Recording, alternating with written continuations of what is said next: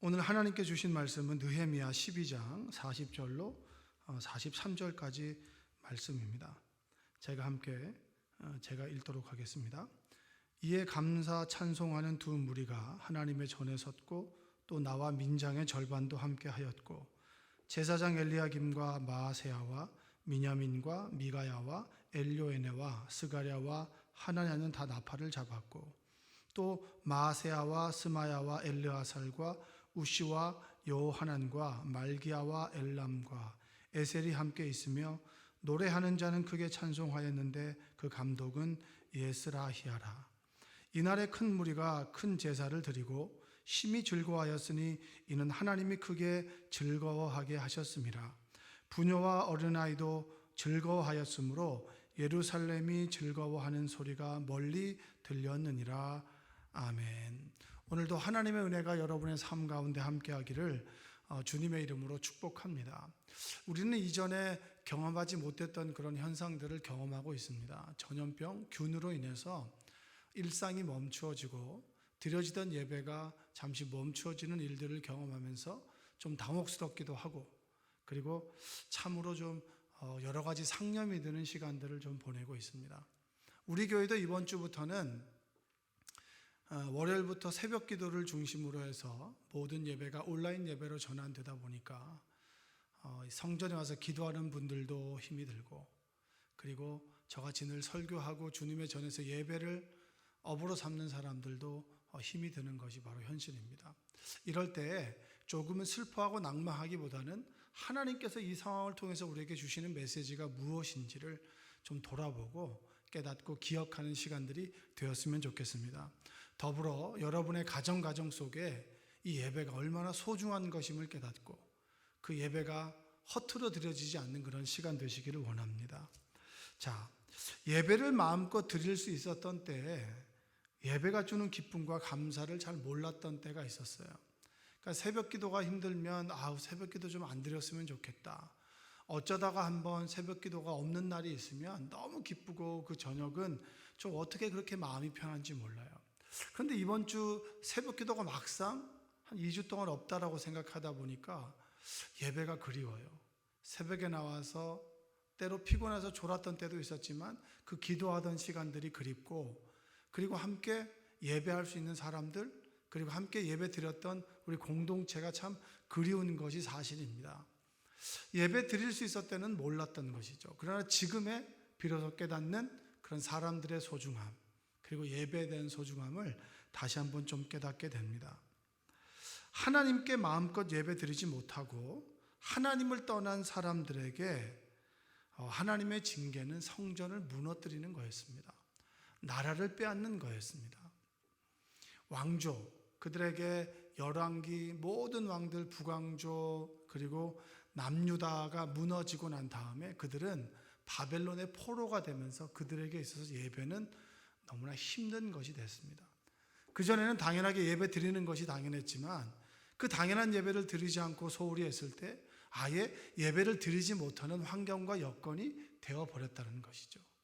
더 이상 너희들의 예배를 내가 받지 않겠다라고 하는 하나님의 사인이었습니다.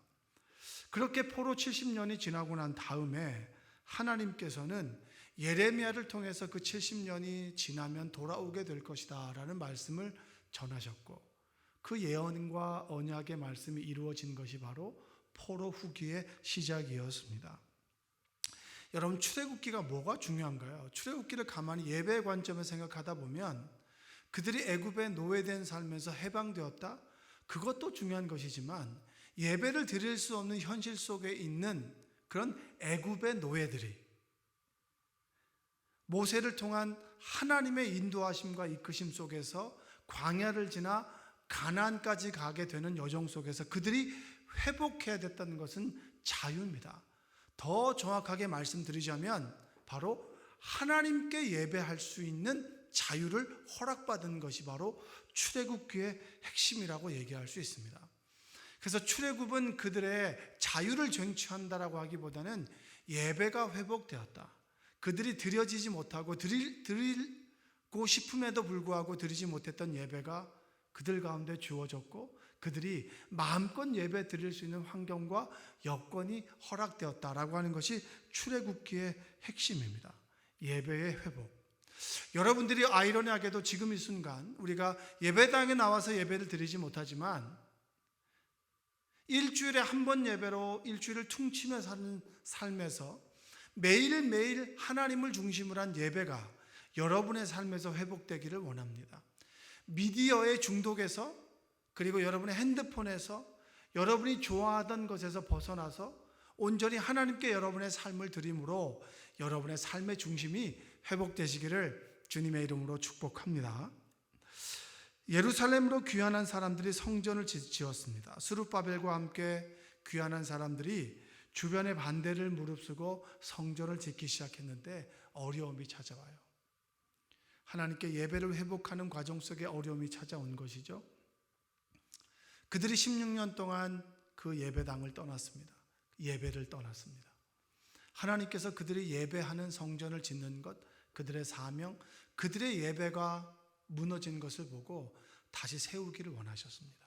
그래서 스그랴와 학개를 통해서 너희들이 있어야 될 곳이 어디냐, 너희들이 회복해야 될 것이 무엇이냐, 바로 예배 아니냐. 예배. 그 예배를 회복해라 라고 하는 그런 권면의 말씀 앞에서 그들은 아멘 했습니다. 그들이 16년 동안 멈추었던 성전을 짓는 그 현장으로 복귀하게 되고 성전의 주초가 쌓이게 됐을 때 그들이 하나님께 기쁨으로 예배하고 그 예배를 드렸을 때 그들 가운데 기쁨이 회복되었습니다. 여러분, 우리가 마음껏 하나님께 예배할 때 우리 안에는 기쁨이 충만합니다. 할렐루야. 여러분에게 정말 마음껏 예배 드릴 때 우리 안에 하나님으로 인해서 우리의 영이 기뻐하고 마음이 기뻐하게 되는 줄로 믿습니다. 에스라 3장 11절과 13절에는 이런 그들이 주초를 놓았을 때 기쁨과 그리고 그들의 기뻐한 상황을 이렇게 설명합니다.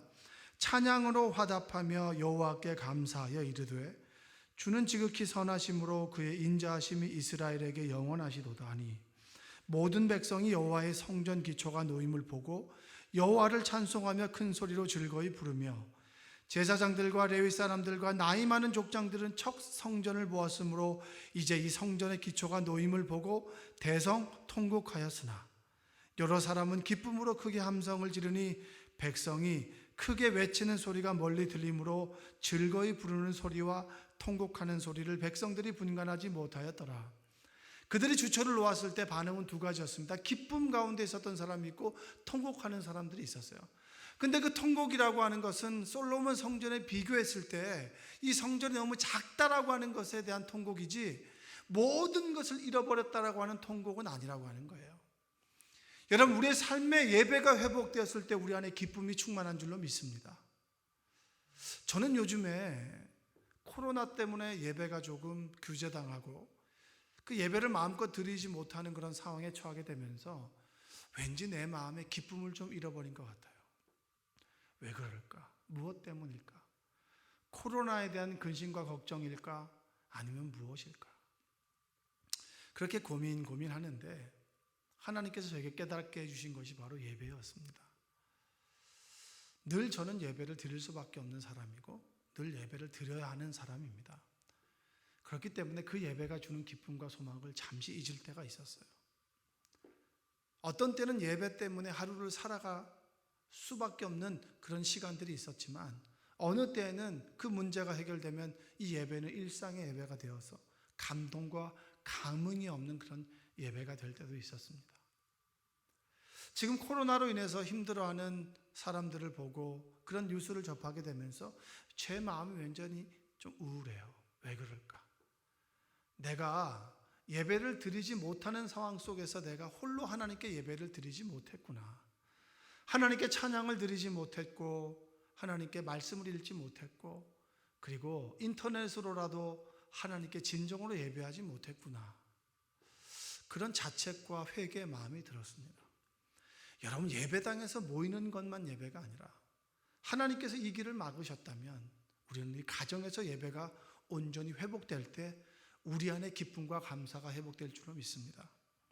오늘 성전의 주초가 놓았을 때 그들은 기뻐하며 하나님께 감사를 돌렸어요. 마찬가지입니다. 마음껏 함께 모여 하나님을 예배하는 것이 기쁨이죠. 그러나 그렇게 하지 못하는 때가 지금 왔으니 우리는 지금 이 순간 가정에서 내가 삶에 주어진 삶 속에서 순간순간마다 하나님을 예배하고 하나님을 찬양하는 그런 기쁨이, 예배를 통한 기쁨이 여러분에게 회복되기를 주님의 이름으로 축원드립니다. 오늘 본문은 무엇입니까? 에스라 6장에서 성전이 봉헌되었을 때의 기쁨이 성벽을 봉헌하는 가운데 임하게 됐어요. 느헤미야가 성벽을 하나님께 봉헌합니다. 하나님께 예배를 드려요. 타민족으로부터 자신을 지켜줄 수 있는, 안위를 지켜줄 수 있는 성벽을 봉헌하고 너무나 기뻐서 하나님이 성벽은 우리 손으로 지었지만 하나님께서 짓게 해주신 것입니다 라는 기쁨으로 하나님께 봉헌합니다. 여러분, 여러분의 삶을 봉헌하길 원합니다. 여러분의 물질을 봉헌하길 원합니다. 여러분의 시간을 봉헌하길 원합니다. 여러분의 명예와 가지고 있는 모든 것들을 하나님께 봉헌할 때 우리 안에 온전한 하나님의 기쁨이 임하게 되는 줄로 믿습니다. 귀환한 사람들 중에 레위들이 없었습니다. 제사장들이 없었습니다. 찾고 찾아내어서 그들을 주님의 성전에 불러 모았습니다. 그리고 성벽을 짓게 한 일은 하나님이시니 그들을, 하나님을 높이자라고 그들을 통하여 하나님을 찬양합니다. 사람들은 자신의 죄를 씻고자 성전에 나와 마음껏 예배할 수 있는 그런 울타리가 되는 성벽이 지어졌을 때 기쁨으로 자신의 재물을 가지고 나와 성벽 봉헌식에 참석하게 되었습니다. 43절의 말씀을 보니까 이런 말씀이 있습니다. 이날에 무리가 큰 제사를 드리고 심히 즐거워하였으니 이는 하나님이 크게 즐거워하게 하셨음이라. 부녀와 어린아이도 즐거워하였으므로 예루살렘이 즐거워한 소리가 멀리 들렸느니라. 아멘. 여러분, 제가 믿는 하나님은 우리를 기쁘게 하는 하나님입니다. 우리를 비통과 절망에 빠뜨리는 하나님이 아니라 우리의 삶의 현실이 고단하고 힘들고 어려울지라도 우리를 기쁘게 만드시고 웃게 하시는 하나님이 바로 우리가 믿는 하나님이에요. 그 하나님을 만나는 것이 무엇입니까? 우리를 기쁘게 하시고 우리를 기쁨으로 인도하시는 하나님을 만나는 그 통로가 무엇입니까? 도구가 무엇입니까? 그것이 바로 하나님을 찬양하고 예배하는 바로 우리가 드리는 하나님의 예배입니다. 여러분의 삶 가운데 온전한 예배가 회복되길 원합니다. 지금 주어진 상황에 절망할 것이 아니라 이 상황을 통해서 주시는 예배의 소중함을 회복하고 여러분 삶 속에 예배가 회복되기를 원합니다. 우리의 기쁨은 예배 가운데 임하게 됩니다.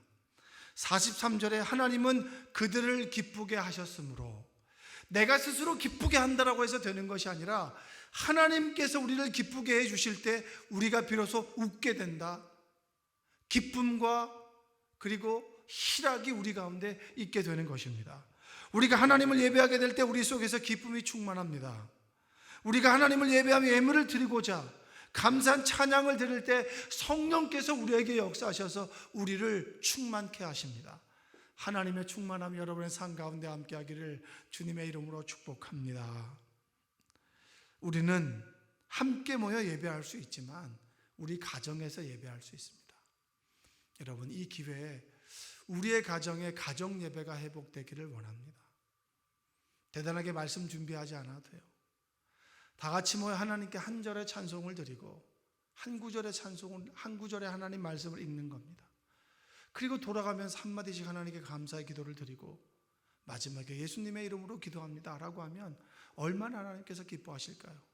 대단한 설교를 하지 않아도, 설교를 듣지 않아도 우리가 하나님을 높이고자 하는 이름으로 모여 하나님을 기뻐 찬송하고 하나님의 말씀을 함께 읽어나갈 때 우리 안에 하나님께서 기쁘게 하심을 통하여 우리 가정에 온전한 기쁨이 임하게 될 줄로 믿습니다. 비록 지금 경제적인 문제가 어렵고 육신의 질병이 있고 말하지 못하는 근심과 걱정이 있다 할지라도 하나님께서 우리를 기쁘게 하심을 통하여 우리 안에 기쁨이 충만하게 될 줄로 믿습니다. 여러분, 위기에 처한 교회를 위해서 기도해 주십시오. 위기에 처한 우리 공동체를 위해서 기도해 주십시오. 그래, 나라와 민족을 위해서 기도해 주십시오. 그보다 먼저 우리 안에 먼저 예배가 회복되기를 원합니다.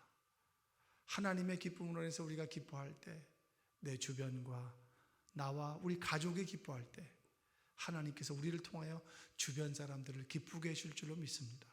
여러분, 절망하지 마세요. 좌절하지 마세요. 하나님께서 우리를 버리신 것이 아니라 이 상황을 통해서 우리의 무력감을 깨닫고 온전히 하나님을 바라볼 때, 하나님을 예배할 때 진정한 기쁨은 하나님으로부터 오는 거야. 예배 가운데 임하는 거야. 아이러니하게도 예배를 드리지 못하는 현실 가운데 예배의 소중함을 깨달음으로 우리 안에 일상의 예배가 회복되시기를 주님의 이름으로 축원드립니다. 다 함께 기도하겠습니다. 사랑과 은혜가 풍성하신 아버지 하나님 감사합니다. 우리 안에 예배의 기쁨이 회복되길 원합니다. 예배 가운데 하나님께서 주시는 기쁨이 온전히 회복되길 원하오니 주여 도와주시옵소서. 삶의 여러 가지 어려움과 아픔과 좌절과 슬픔 가운데 거하는 성도들의 삶 속에 위로하여 주시고, 대한민국을, 전 세계를 하나님께서 함께 하셔서 회복하고 치유하시는 분은 하나님, 그 하나님을 온전히 믿고 의지하는 시간 되길 원하오니 하나님 우리를 불쌍히 여겨 주시옵소서. 예수님의 이름으로 기도합니다. 아멘.